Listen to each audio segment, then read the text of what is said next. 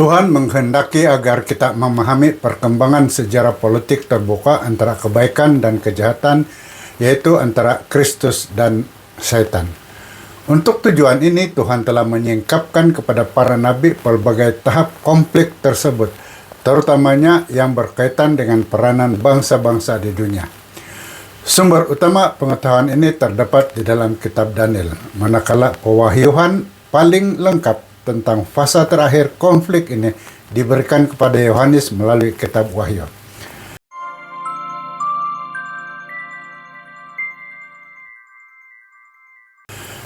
Halo, selamat kita bertemu kembali di channel Wahyu Pengharapan melalui segmen ringkasan pelajaran Alkitab, dan melalui video kali ini saya akan mengungsikan ringkasan bagi pelajaran kelima suku kedua tahun ini, yaitu dengan topik bangsa-bangsa bahagian yang kedua.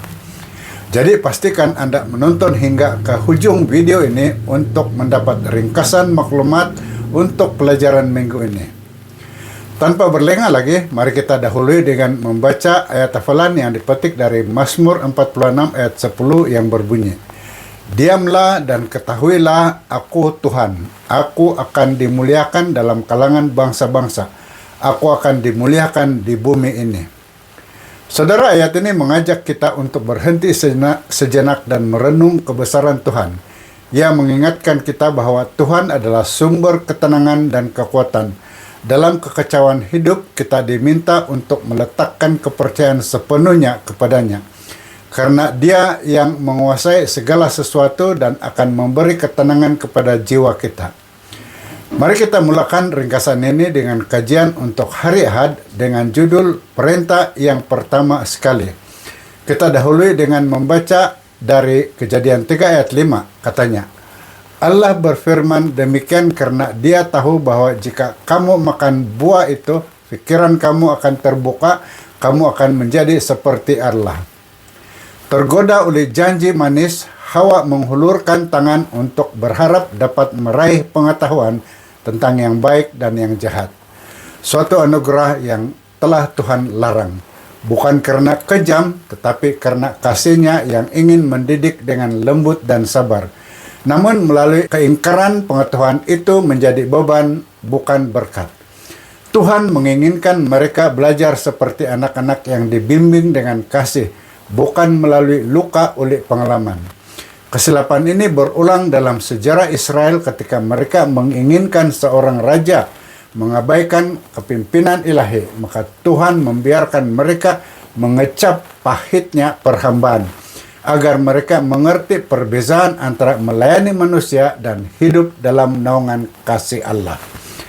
Kita teruskan dengan topik Daniel 2. Di dalam Daniel 2 ayat 32 dan 33 kita baca, kepalanya dibuat daripada emas tulin, dada dan lengannya daripada perak, pinggang dan pinggulnya daripada gangsa, paha dan betisnya daripada besi, sedangkan kakinya sebahagian daripada besi, sebahagian lagi daripada tanah liat.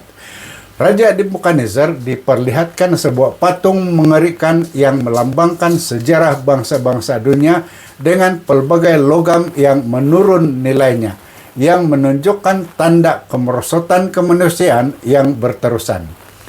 Revolusi perindustrian dan teori para pemikir seperti Darwin dan Marx telah membangkitkan kepercayaan palsu bahwa manusia tanpa Tuhan mampu membina suatu utopia.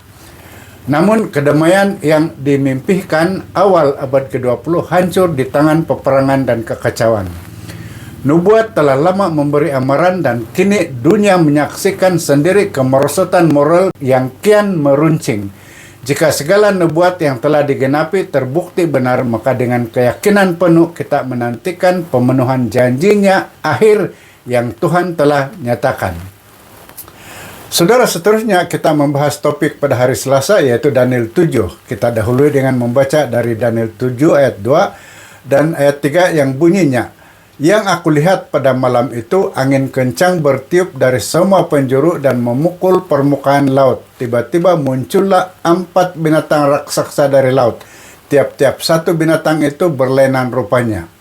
Soalan, Mengapa perlu diulang lagi susunan kemunculan kerajaan-kerajaan dunia dalam satu lagi penglihatan yang sudah diperlihatkan sebelum ini melalui mimpi Nebukadnezar? Pertama, untuk menegaskan kepastian segala nubuatan akan digenapi. Kedua, untuk menunjukkan betapa rapuhnya hubungan umat Tuhan dengan sejarah dunia, karena kali ini pewahyuan diberikan bukan kepada raja kafir, tetapi kepada seorang Nabi Ibrani. Kerajaan-kerajaan itu tidak lahir dalam damai, melainkan melalui gelombang peperangan. Israel, bangsa pilihan itu, tidak menjadi pelakon utama, melainkan mangsa, berpindah dari satu empire ke empire lain, jauh tersesar dari rancangan damai dan harapan yang Tuhan sediakan bagi mereka. Saudara, topik seterusnya ialah antara darat dan laut. Kita baca sebagian ayat dari Wahyu 13 ayat 1 yang berbunyi, "Aku melihat seekor binatang keluar dari dalam laut," dan sebahagian lagi ayat 11 kita baca, "Aku nampak seekor binatang lain keluar dari dalam bumi." Laut yang kita telah perhatikan adalah lambang bagi kekacauan dan peperangan, tempat di mana bangsa-bangsa dan umat yang jauh dari pimpinan Tuhan berkumpul di bawah kekuasaan si jahat. Dari gelombang laut yang bergelora itu, bangkitlah seekor binatang yang mengancam umat Tuhan di akhir zaman. Sebaliknya, bumi tempat sunyi dan jauh dari kacau bilau menjadi perlindungan bagi gereja yang setia, dan di sana mereka melarikan diri dari amukan dunia yang kejam. Sebuah tanah kebebasan yang menjadi simbol bagi negara Amerika Serikat. Namun, dari bumi itu juga timbul seekor binatang yang menyerupai anak domba yang kelak berbicara dengan lidah naga, mengkhianati panggilannya dan menganiaya umat Tuhan dalam pertempuran yang terakhir. Saudara, topik terakhir untuk siri ini ialah bernubuat lagi. Di dalam Wahyu 10 ayat 11 kita baca, "Lalu aku diberitahu sekali lagi engkau mesti mengisytiharkan pekabaran Allah tentang pelbagai negara, bangsa, bahasa, dan raja." Wahyu 13 menggambarkan kuasa dari darat dan laut yang akan menyerang umat Tuhan. Manakala Wahyu 10 menunjukkan orang-orang yang setia yang dengan sangat tenang menyampaikan berita terakhir ke seluruh penghujung dunia. Seorang malaikat yang perkasa, Kristus sendiri, membawa mesej dari kitab Daniel yang akan disampaikan di darat dan di laut. Tafsiran mesej masih tersembunyi di meterai sehingga masa yang ditetapkan.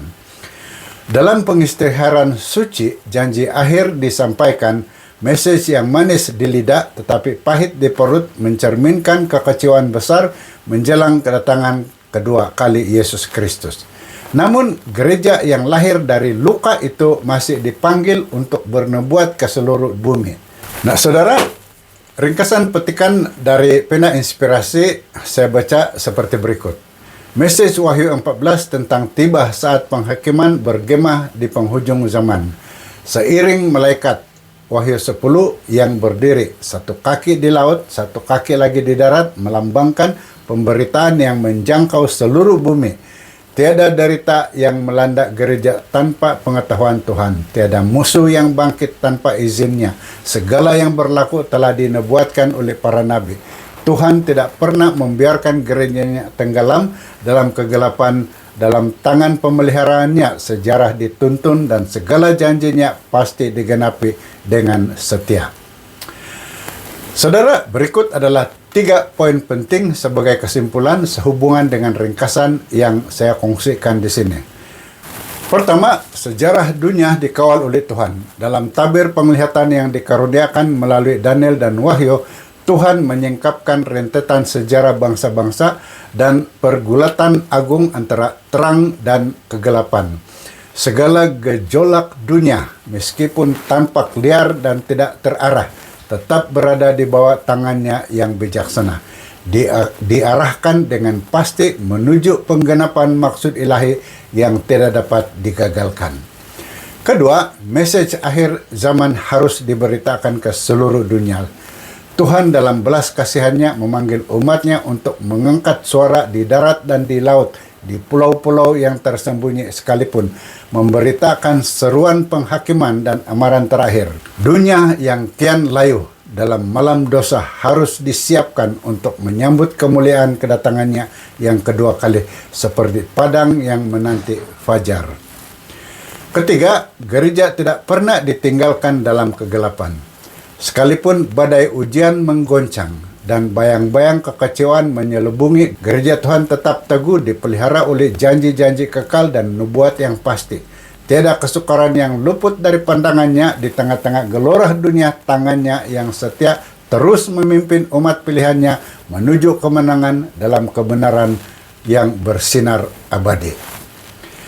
Saudara, sekian ringkasan pelajaran untuk kajian minggu ini. Saya harap Anda telah mendapati maklumat yang dikongsikan melalui video ini sangat berinformatif dan membantu. Pastikan Anda tekan like dan share video ini serta subscribe pada channel ini dan tekan lonceng notification agar Anda tidak terlepas menonton video yang akan dimuatkan nanti. Dan jika Anda ada pertanyaan atau ada pandangan komen yang ingin dikongsikan, sila luangkan masa untuk meninggalkan komen di bahagian komen di bawah ini atau hantar ke nomor yang tertera. Terima kasih karena menonton dan jumpa lagi di video akan datang. Tuhan memberkati Anda.